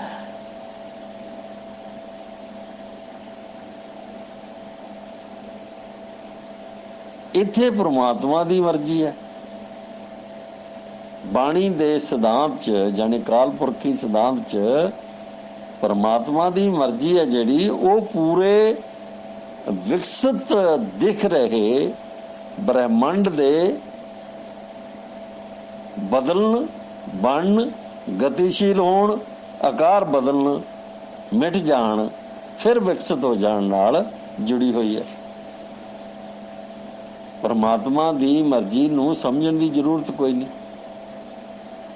ਉਹਨੂੰ ਕੋਈ ਜ਼ਰੂਰਤ ਨਹੀਂ ਸਮਝਣ ਦੀ। ਉੱਥੇ ਰਾਮ ਰਾਮ ਕਰੋ, ਆਪਣਾ ਕਹਾਣੀ ਖਤਮ। ਮੰਦਰ ਪੂਜੋ, ਗੁਰਦੁਆਰਾ ਪੂਜੋ, ਕੋਈ ਮੜੀ ਮਸਾਣ ਪੂਜੋ, ਕਿਤੇ ਜਾ ਕੇ ਗਿਰਜੇ ਮੱਥਾ ਟੇਕੋ, ਕੁਛ ਕਰੋ, ਇੱਕੋ ਹੀ ਗੱਲ ਹੈ। ਕੋਈ ਬਹੁਤਾ ਫਰਕ ਨਹੀਂ ਉਹਦੇ 'ਚ, ਕੋਈ ਫਰਕ ਨਹੀਂ ਹੈ। ਇੱਟਾਂ ਬੱਟਿਆਂ ਤੋਂ ਵੱਧ ਕੋਈ ਫਰਕ ਨਹੀਂ ਹੈ। ਸਿਰ ਮੱਥਾ ਟੇਕਣਾ, ਸਿਰ ਨਵਾਉਣਾ ਜਾਂ ਫਿਰ ਰਾਮ ਰਾਮ ਕਰਨੀ ਹੈ। ਆਪਣਾ ਆਪਣਾ ਗੌਡ ਹੈ, ਆਪਣਾ ਆਪਣਾ ਅੱਲਾ ਹੈ, ਆਪਣੇ ਆਪਣੇ ਕੱਪੜੇ, ਆਪਣੇ ਆਪਣੇ ਪਹਿਰਾਵੇ ਹੈ, ਉਹਦੇ ਅਨੁਸਾਰ ਉਹਦੇ ਨਾਲ ਚੁੰਬੜੇ ਰਹਿਣਾ। ਉਦੋਂ ਮੁਕਤ ਨਹੀਂ ਹੋਣਾ, ਜੂਨੀ ਚੱਕਰ 'ਚ ਪਏ ਰਹਿਣਾ। ਇਹ ਚੱਕਰ ਕਦੇ ਖਤਮ ਨਹੀਂ ਹੁੰਦਾ। ਅਕਾਲ ਪੁਰਖੀ ਸਿਧਾਂਤ ਦੇ ਵਿੱਚ ਚੱਕਰ ਦਾ ਮਤਲਬ ਹੈ ਵਿਕਾਸ, ਵਿਨਾਸ਼ ਤੇ ਨਿਕਾਸ, ਗਤੀ, ਲਗਾਤਾਰ ਗਤੀ। ਸਾਹਿਬ ਮੇਰਾ ਨਿਤ ਨਵਾਂ।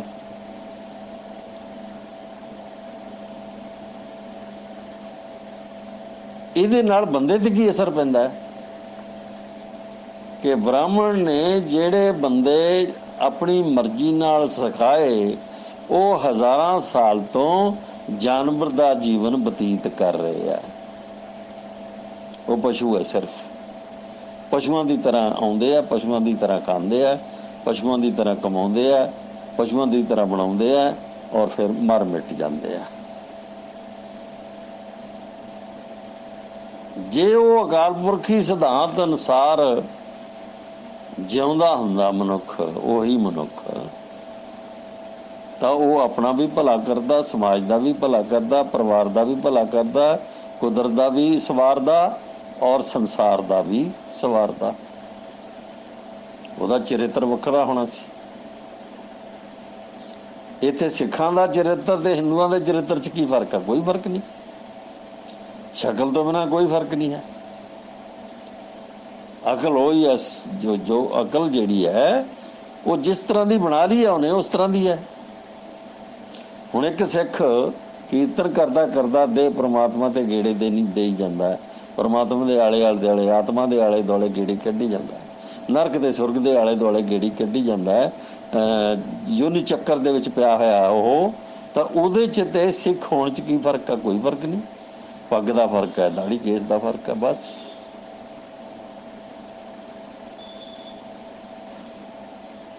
ਜਦੋਂ ਮੁਕਤੀ ਦੇ ਦਾਲੇ ਘੁੰਮ ਰਿਹਾ ਹੈ ਤਾਂ ਉਹਦੇ 'ਚ ਤੇ ਹਿੰਦੂ 'ਚ ਕੀ ਫਰਕ ਹੈ? ਕੋਈ ਫਰਕ ਨਹੀਂ। ਬ੍ਰਾਹਮਣ ਦੇ ਸਿਧਾਂਤ 'ਚ ਕੀ ਫਰਕ ਹੈ? ਕੋਈ ਫਰਕ ਨਹੀਂ ਹੈ।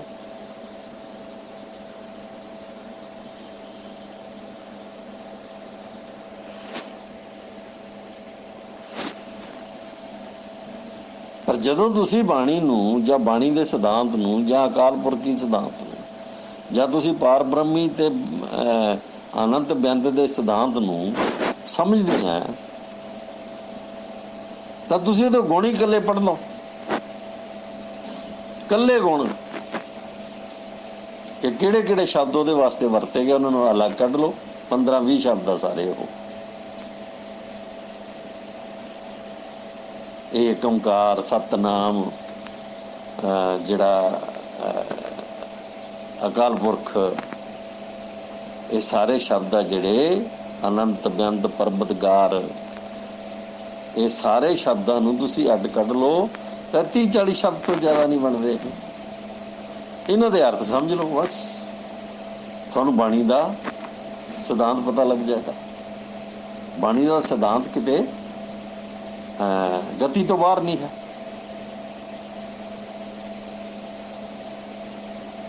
लगातार गति च है, इसे करके तो नितनमा हो। तो जेड़ा बंदा ये समझदा है कि जीवन नित नवा है, धरती नित नवी है, बुद्धि नित नवी है,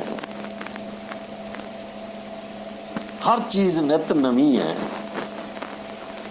वो जीवन नूं नित नवा बनाउण च पूरा जिहड़ा दिलचस्पी लेगा। उहदे च ब्राह्मण ने हज़ारां साल किसी नूं पढ़न नहीं दिता, वो खड़ोच रहा, सड़ियां दा मारन लग गया। हालात बदले, देश बदलिया, सत्तावां बदलियां, राजे बदले, एक नवा कानून जिहड़ा साडे सामने आया, और नवे कानून के मुताबिक जिहड़ी विद्या है वो मनुख का अधिकार बन गई। हज़ारां सालां बाद एक विकास हो गया। उस विकास का नतीजा की निकलिया कि मेरे वर्गा झुड्डू आदमी या मेरे वर्गे लखां करोड़ां झुड्डू आदमी भारत दे वो स्कूलों कॉलेजों ते यूनिवर्सिटियां जाके विद्या हासिल कर आए, डिग्रियां ले लिया उन्होंने। डिग्रियां लैण तो बाद उन्होंने की परमात्मा का लड़ छड्डिया, की उहदी टंग छड्डी उन्होंने, या फिर उत्थे खड़ोते रहे बंद अपने आप नूं उहदे नाल घेरां जप्फी पा ली, मुड़ के छड्डिया ही नहीं उन्होंने। की एक सिख ने अकाल पुरखी सिद्धांत नूं स्वीकार किया या ब्राह्मण दे परमात्माई सिद्धांत नूं स्वीकार किया? हुण पढ़ लिख के भी आदमी जे सही माने च असीं किसी गल नूं समझना है तो सानूं भी देखना पेगा कि अनपढ़ होण नाल कोई आदमी पूरी दी पूरी सारी चीज़ उही स्वीकार नहीं कर लैंदा जिहड़ी कोई कह रहा सब दस रहा उहनूं। पर पढ़िया लिखिया हो के भी आदमी उही चीज़ स्वीकार कर सकता है जिहड़ी हज़ारां सालां तो पुजारियां द्वारा कही जा रही है। तो जिन्ने लोग भारत च पढ़े लिखे पैदा होए, या तुसी सिख मन लो कि सिख पैदा होए, करोड़ां सिख पैदा होए, करोड़ां सिखां ने परमात्मा का लड़ नहीं लांगड़ नहीं छड्डिया। इन्हां नूं बाणी दी किवें समझ लग सकदी सी? इन्हां ने तां जिहड़ा अकाल पुरखी सिद्धांत आ उहदा करैक्टर ही नहीं समझ सके, उहदा किरदार ही नहीं इन्हां दे पल्ले पिया।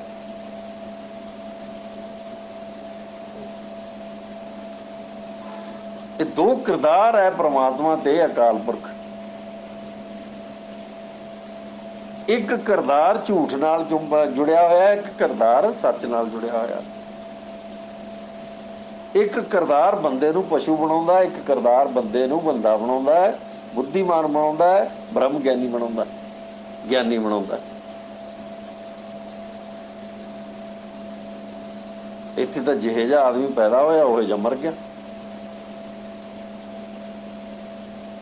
मैं बचपन दे विच देखदा कि अद्धे पिंड दे विच बुढ़ियां ते बंदे जिहड़े आ उच्ची उच्ची जदों घरां चों निकलदे बाहर, कोई गोहा कूड़ा कर, कोई नहाउण निकलदा, कोई बाहर नूं खेत नूं जाण नूं निकलदा, कोई चाह बनाउण निकलदा, कोई दुੱਧ चोण निकलदा, तां सारे अपने जपजी साहिब दीयां पौड़ियां पढ़दे। कोई पूरी जपजी पढ़दा, और कोई जिहड़े कीर्तनीय सी जां रागी भाई सी वो पूरी अपनी सुखमनी भी पढ़दे नाल, और उच्ची उच्ची पढ़ते भी सारे एक दूजे नूं सुण जाण। तो लोग आखदे बहुत धर्मी आदमी है। ਜਾਣੀ ਉਦੋਂ ਧਰਮੀ ਹੋਣ ਦੀ ਵਿਆਖਿਆ ਹੀ ਇਹ ਸੀ ਕਿ ਕੋਈ ਰਾਮ ਰਾਮ ਜ਼ਿਆਦਾ ਕਰਦਾ, ਕੋਈ ਵਾਹਿਗੁਰੂ ਵਾਹਿਗੁਰੂ ਜ਼ਿਆਦਾ ਕਰਦਾ, ਕੋਈ ਕਿੰਨੇ ਘੰਟੇ ਕਿਸੇ ਪਰਮਾਤਮਾ ਦਾ ਨਾਂ ਜਪਦਾ, ਇਹੀ ਉਹਦਾ ਧਰਮ ਸੀ। ਜ਼ਿੰਦਗੀ ਕਿਵੇਂ ਜਿਉਣੀ ਹੈ ਇਹਦਾ ਉਹਦਾ ਕੋਈ ਲੈਣਾ ਦੇਣਾ ਨਹੀਂ ਸੀ। ਹਨੂੰਮਾਨ ਦੀ ਪੂਜਾ ਕਰਨ ਵਾਲਾ ਵੀ ਧਰਮਾਤਮਾ ਸੀ, ਦੁਰਗਾ ਦੀ ਪੂਜਾ ਕਰਨ ਵਾਲਾ ਵੀ ਧਰਮਾਤਮਾ ਸੀ। ਇਹ ਜਿਹੜੇ ਸਿੱਖ ਹੈ ਇਹ ਹਰ ਸਾਲ ਇੱਕ ਵਾਰ, ਘੱਟੋ ਘੱਟ ਇੱਕ ਵਾਰ ਹਨੂੰਮਾਨ ਦੇ ਕਿੱਲੇ ਬਣਾ ਕੇ ਆਪਣੇ ਜਿਹੜੇ ਪਿੰਡ ਦੇ ਰਸਤੇ ਉਹਨਾਂ 'ਤੇ ਗੱਡ ਕੇ ਉਹਨਾਂ ਸੰਦੂਰ ਪਾ ਕੇ ਪਸ਼ੂਆਂ ਨੂੰ ਉਹਨਾਂ ਦੇ ਵਿਚਕਾਰ ਦੀ ਲੰਘਾਇਆ ਕਰਦੇ ਸੀ। ਇਹ ਸਿੱਖਾਂ ਦਾ ਧਰਮ ਸੀ। ਇਹ ਕੀ ਅਕਾਲ ਪੁਰਖੀ ਸਿਧਾਂਤ ਹੈ? ਨਹੀਂ।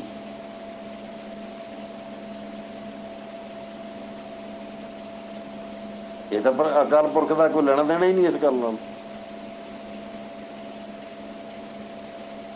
ਪਰ ਲਗਾਉਂਦੇ ਹੀ ਸਾਰੇ ਸਾਧਾਂ ਕੋਲ ਜਾ ਕੇ ਇਹ ਚੌਲ ਬਣਾਉਂਦੇ ਲੰਗਰ ਕਰਦੇ। ਬਾਕੀ ਜ਼ਿੰਦਗੀ ਜਿਹੜੀ ਆ ਉਹ ਉਸੇ ਤਰ੍ਹਾਂ ਜਿਉਂਦੇ ਜਿਵੇਂ ਕੋਈ ਮਾੜੀ ਚੰਗੀ ਜਿਉਂ ਸਕਦਾ ਹੈ।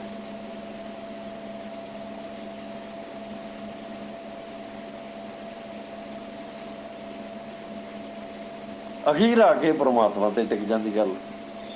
ਮਾਲਕ ਦੀ ਮਰਜ਼ੀ ਹੈ, ਜੋ ਮਾਲਕ ਨੇ ਲਿਖਿਆ ਉਵੇਂ ਹੋਣਾ। ਪਰਮਾਤਮਾ ਜੋ ਕਰਦਾ ਸਹੀ ਕਰਦਾ। ਆ ਮੋਟੇ ਮੋਟੇ ਸ਼ਬਦ ਆ ਜਿਹੜੇ ਉਹ ਕਿਹਾ ਕਰਦੇ ਸੀ, ਅੱਜ ਵੀ ਕਹਿੰਦੇ ਆ। ਔਰ ਇਹ ਇਕੱਲੇ ਅਨਪੜ੍ਹ ਆਦਮੀ ਨਹੀਂ ਕਹਿੰਦੇ, ਜਿਹੜੇ IAS ਕਰ ਗਏ ਉਹ ਵੀ ਕਹਿੰਦੇ ਆ।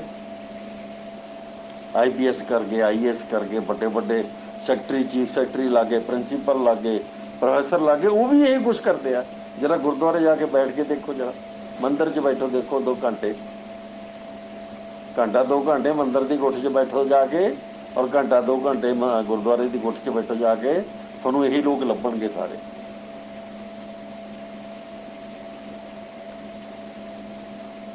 ਜਿਨ੍ਹਾਂ ਦੀਆਂ ਪੈਂਟਾਂ 3-3, 4-4 ਹਜ਼ਾਰ ਦੀਆਂ, ਜਿਨ੍ਹਾਂ ਦੀਆਂ ਕੱਛਾਂ ਪਾਟੀਆਂ ਹੁੰਦੀਆਂ ਸੀ, ਉਹਨਾਂ ਦੇ 3-3, 2-2 ਹਜ਼ਾਰ ਦੀਆਂ ਪੈਂਟਾਂ ਪਾਈਆਂ ਹੋਈਆਂ, ਉਹਨਾਂ ਦੀਆਂ ਬੈਲਟਾਂ 500-500 ਦੀਆਂ, 1000-1000 ਦੀਆਂ, ਔਰ ਉਹਨਾਂ ਦੇ ਕਮੀਜ਼ ਆ ਜਿਹੜੇ ਉਹ 1000-1000 ਦੇ ਆ, ਉਹਨਾਂ ਦੀਆਂ ਪਗੜੀਆਂ 1000-1000, 1200-1200 ਦੀਆਂ।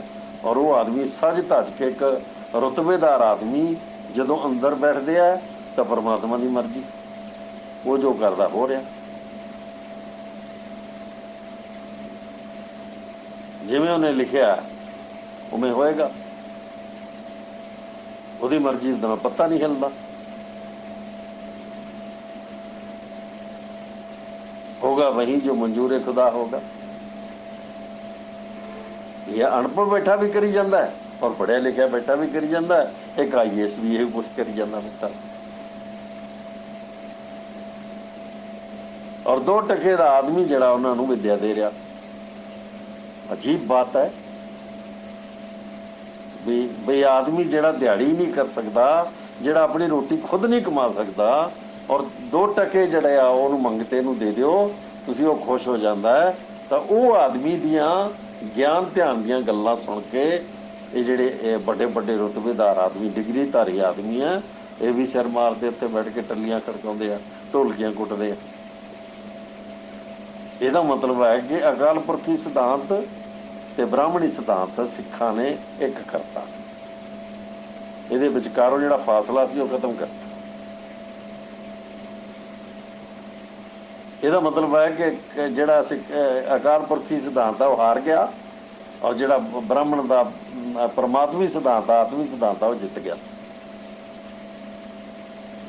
ਇਹਦਾ मतलब है कि ਜਿਹੜਾ आदमी ਪਹਿਲਾਂ ਵੀ राज करता सी, अज ਉਹੀ फिर राज कर रहा।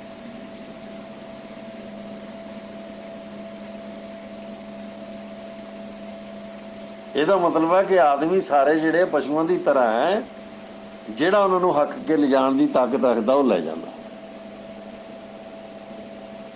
ਇੱਕ ਬਲਾਤਕਾਰੀ ਹੋਵੇ, ਅਰਬਾਂ ਰੁਪਏ ਉਹਨੇ ਲੋਕਾਂ ਦੇ ਇਕੱਠੇ ਕਰ ਲਏ ਹੋਣ, ਵੱਡੇ ਵੱਡੇ ਮਹਿਲ ਖੜੇ ਕਰ ਲਏ ਹੋਣ, रोज़ नित ਉਹਦੇ ਕੋਲੇ ਨਵੀਆਂ ਤੋਂ ਨਵੀਆਂ ਕੁੜੀਆਂ ਪੇਸ਼ ਹੁੰਦੀਆਂ ਹੋਣ, ਇੱਥੋਂ ਤੱਕ ਕਿ ਮਾਂ ਬਾਪ ਆਪਣੀਆਂ ਕੁੜੀਆਂ ਉਹਦੇ ਕੋਲ ਪੇਸ਼ ਕਰਕੇ ਆਉਂਦੇ ਹੋਣ ਕਿ ਅਸੀਂ ਧੰਨ ਭਾਗੀ ਹੋਵਾਂਗੇ ਜੇ ਸਾਡੀ ਕੁੜੀ ਬਾਬੇ ਦੇ ਕੰਮ ਆ ਜੇ। ਤਾਂ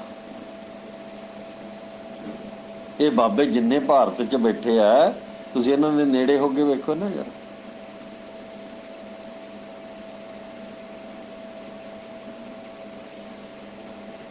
ਇਹਨਾਂ ਦਾ ਕਿਰਦਾਰ ਮਨੁੱਖ ਵਾਲਾ ਨਹੀਂ ਹੈ।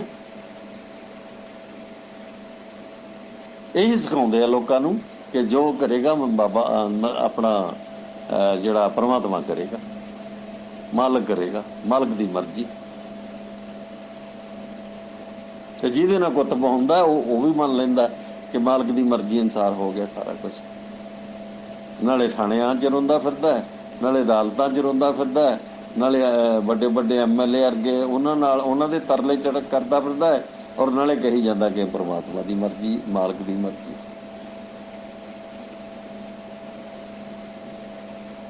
ਇਹ ਜਿਹੜੀਆਂ ਬੁਨਿਆਦੀ ਗੱਲਾਂ ਸੀ ਉਹ ਸਮਝਣ ਤੋਂ ਅਸਮਰਥ ਆਦਮੀ, ਔਰ ਉਹ ਆਦਮੀ ਜਿਹੜਾ ਪਰਮਾਤਮਾ ਤੇ ਅਕਾਲ ਪੁਰਖੀ ਸਿਧਾਂਤ ਦੇ ਵਿੱਚ ਅੰਤਰ ਹੀ ਨਹੀਂ ਕਰ ਸਕਿਆ, ਉਹ ਚਾਹੇ ਕੁਛ ਵੀ ਹੋ ਜਾਏ, ਕੁਛ ਵੀ ਸ਼ਕਲ ਅਖਤਿਆਰ ਕਰ ਲਏ, ਕੋਈ ਵੀ ਨਾਂ ਰੱਖ ਲੈ, ਕੋਈ ਫਰਕ ਨਹੀਂ ਪੈਂਦਾ। ਜੀਵਨ 'ਚ ਕੋਈ ਤਬਦੀਲੀ ਨਹੀਂ ਹੁੰਦੀ, ਨਾ ਉਹਦੇ ਆਪਣੇ ਜੀਵਨ 'ਚ ਆਵੇ, ਨਾ ਉਹਦੇ ਪਰਿਵਾਰ ਦੇ ਜੀਵਨ 'ਚ ਆਵੇ, ਨਾ ਉਹਦੇ ਆਲੇ ਦੁਆਲੇ 'ਚ ਆਵੇ, ਔਰ ਨਾ ਦੇਸ਼ ਵਿੱਚ, ਕੌਮ 'ਚ ਕੋਈ ਤਬਦੀਲੀ ਆਵੇ। ਅਸੀਂ ਦੇਖਦੇ ਹਾਂ, ਰੋਜ਼ ਦੇਖਦੇ ਹਾਂ ਨਾ। ਅੱਜ ਤਾਂ ਨਿੱਤ ਤਮਾਸ਼ੇ ਵੇਖਦੇ ਹਾਂ ਨਵੇਂ। ਔਰ ਤਮਾਸ਼ੇ ਇੰਡੀਆ ਦੇ ਵਿੱਚ ਸਭ ਤੋਂ ਜ਼ਿਆਦਾ ਕਰਨ ਵਾਲੇ ਲੋਕ ਆ ਜਿਹੜੇ, ਇਹੀ ਜਿਹੜੇ ਧਾਰਮਿਕ ਲੋਕ ਆ, ਧਾਰਮਿਕ ਆਗੂ ਹੈ, ਇਹ ਸਭ ਤੋਂ ਵੱਧ ਤਮਾਸ਼ੇ ਕਰਕੇ ਇਹਨਾਂ ਨੇ ਪੂਰੇ ਸਮਾਜ ਦਾ ਸੱਤਿਆਨਾਸ਼ ਕੀਤਾ ਹੈ। ਸਾਰੀ ਦਿਹਾੜੀ ਕਰੋੜਾਂ ਲੋਕ ਇਹਨਾਂ ਦੇ ਮਗਰ ਹਰ ਹੱਲ ਕਰਦੇ ਤੁਰੇ ਫਿਰਦੇ ਆ। ਜ਼ਿੰਦਗੀ ਨਹੀਂ ਬਦਲਦੀ, ਜੀਵਨ ਨਹੀਂ ਬਦਲਦਾ,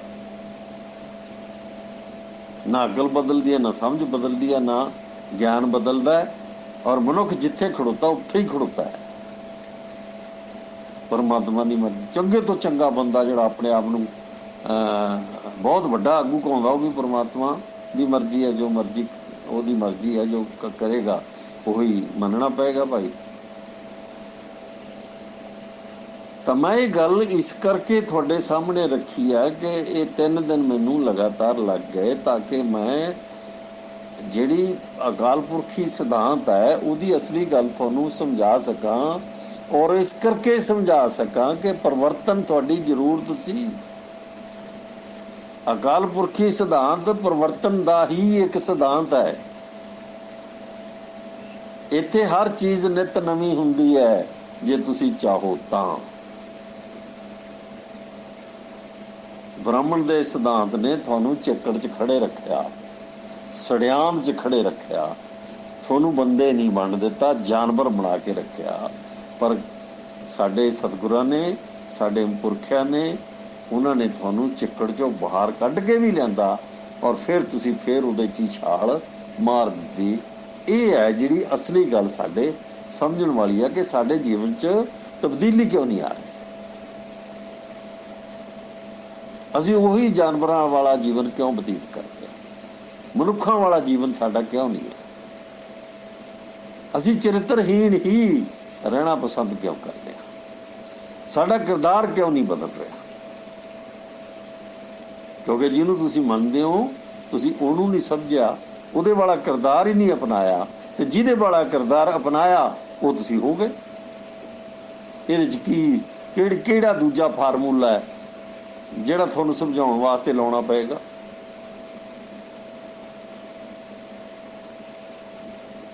ਤਾਂ ਮੈਂ ਇੱਥੇ ਅੰਤ ਵਿੱਚ ਇੱਕ ਗੱਲ ਕਹਿਣੀ ਚਾਹੂੰਗਾ ਕਿ ਮੇਰਾ ਕੋਈ ਕਿਸੇ ਧਰਮ ਨਾਲ ਜੋੜਨਾ, ਤੁਹਾਨੂੰ ਜੋੜਨਾ ਜਾਂ ਕਿਸੇ ਆਦਮੀ ਨੂੰ ਜੋੜਨਾ, ਇਹ ਮੇਰਾ ਕੋਈ ਮਕਸਦ ਨਹੀਂ ਹੈ। ਤੁਸੀਂ ਜੋ ਕਰਦੇ ਹੋ ਕਰੋ ਆਪਣੀ ਮਰਜ਼ੀ ਨਾਲ।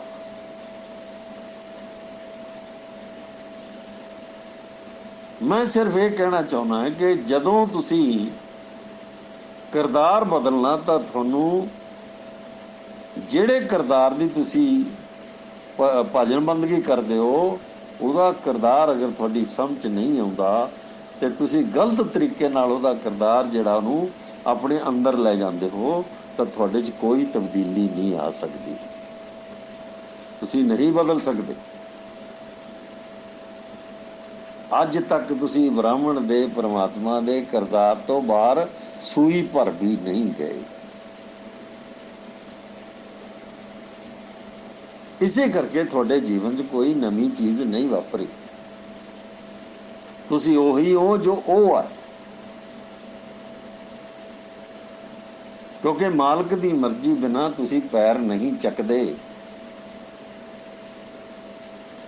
तुसी पार ब्रह्म अकाल पुरख नूं नहीं समझिया।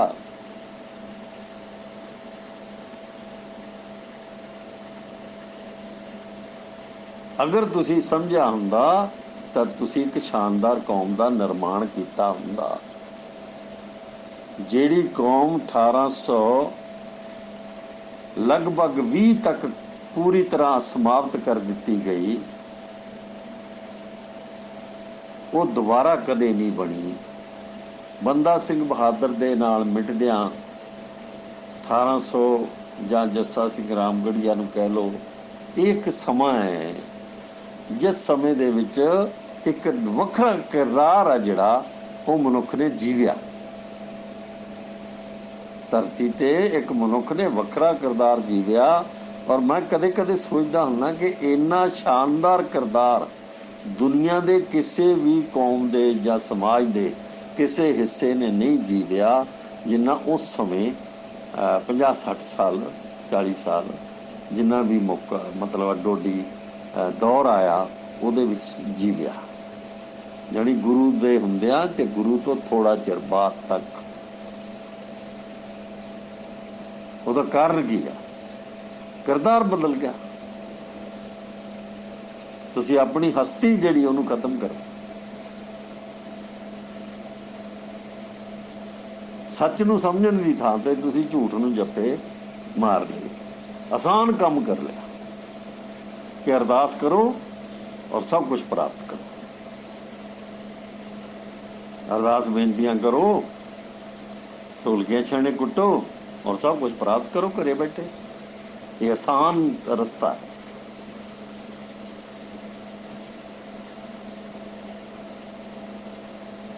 जफर जालना, मुड़का बहाउणा, किरत करना, वंड के छकना, बराबर मनुख नूं बराबर समझना, बराबर मनना और बराबर जिउणा, बराबर अमल च पाउणा जिंदगी नूं, दूजिਆਂ ਦਾ भला करना, अपना भला करना, समाज का भला करना, कुदरत का संवारना।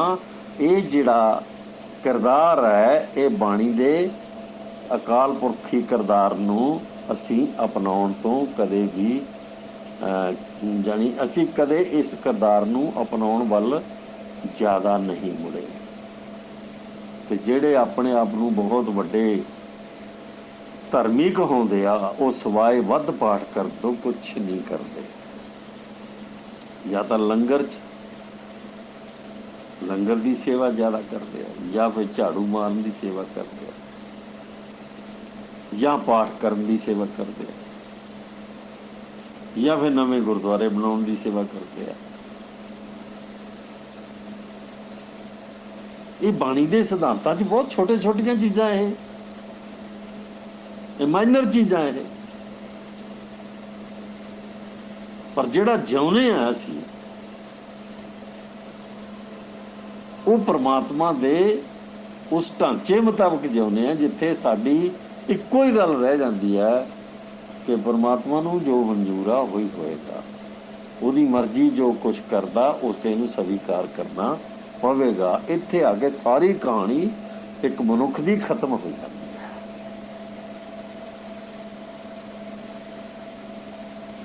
तो मैं इस विषय नूं काफ़ी कोशिश की है कि बरीकी नाल अपने साथियों नाल साझा कर सकां। और मैनू मनण वाला तो या मैनू समझण वाला तो कोई है, शायद ना भी होवे कोई, पर मेरे दाले छित्र लैके होने वाले वो तो वाधू है, वो तो अंत ही कोई नहीं है, भरिया पिया देश सारे का सारा। इस करके मैं बेनती करना चाहूँगा कि मैं सिर्फ एक किरदार ते दूजे किरदार दे विचकार फासले की गल तुहाडे सामने रखी है। मनुखी किरदार जां समाजिक किरदार इस करके नहीं बदलते क्योंकि जिहड़े सब तो वड्डे किरदार दे नाल तुसीं जुड़े हो वो किरदार कदे नहीं बदलदा, उस कोई परिवर्तन नहीं होंदा। साडा साहिब नित नवां नहीं है, ये असीं साबित करता। अकाल पुरखी सिद्धांत ने सानू दस्सिया कि साडा साहिब नित नवां है, नित नवां हो सकता है, पर असीं उहनूं नहीं, असीं सिर्फ पढ़िया गा लिया ते स्वीकार नहीं किया। असीं परमात्मा दे किरदार नूं ही स्वीकार किया, मन्निया ते अपने जीवन दे विच ढाल लिया। असीं माइनस हो गए, असीं जीवन चों माइनस हो गए। ते जिहड़े लोग जीवन चों मनफी हो जाण वो परिवर्तन नहीं कर सकते कदे भी, वो नवीं सिरजणावां नहीं कर सकते। जिन्हां लोकां नूं सिर्फ अपनियां परंपरावां तो वध कोई ख्याल नहीं है, वो अपना जीवन बनाउण वास्ते कोई दूसरे रस्ते अपनाउंदे है, अपनी धार्मिकता दस्सण वास्ते कोई दूसरे रस्ते अपनाउंदे है। तो मेरे साथियों, मैं तुहानूं ये कहंदा होया कि दो वखरे वखरे रस्ते है जिन्हां ते असीं तुरदे हां और दोनों के अनुसार साडा जिहड़ा जीवन आ वो ढलदा रहिंदा है। हज़ारां सालां तो ढल रहा है और हुण भी उस तरह ही ढल रहा है, पर बदल कुछ नहीं आया। अगर इनू बदलना है तो तुहानूं सोच बदलनी पैगी, समझ बदलनी पैगी, तुहानूं ज्ञान ते मत बदलनी पैगी, सुरत बदलनी पैगी। सुरत मत मन बुद्ध बदलने पैणगे, तद जाके नित नवां नज़र आना शुरू होएगा। तो मैं तुहानूं कोई धार्मिक आदमी बनाउण वास्ते नहीं कुछ बोलिया है कि तुसीं कोई सिख हो जाओ जां हिंदू हो जाओ जां मुसलमान हो जाओ जां बोधी हो जाओ। मेरा इहो जिहा कोई मकसद नहीं है, मैं इन्हां चीज़ां तो कुछ नहीं लेना देना, मैं मुक्त हाँ इन्हां सारियां चीज़ां। मैं समाज नूं नित नवां देखना चाहुंदा है, बदलाव च वेखना चाहुंदा और शानदार इहदी इहदा अक्स है जिहड़ा जिंदगी दा वो सारा शानदार ते साझा वेखना चाहुंदा है। बस इस तो ज़्यादा मेरा कोई मकसद नहीं है। इस मकसद नूं लैके मैं अपनी गल तुहाडे सामने रखी है। मैं तुहाडे तो उम्मीद करदा है कि तुसीं शायद कदे वक्त मिले तो मेरियां गल्लां वल ध्यान जरूर देना। जय भीम, जय भारत, नमो बुद्धा, गुरु फतेह।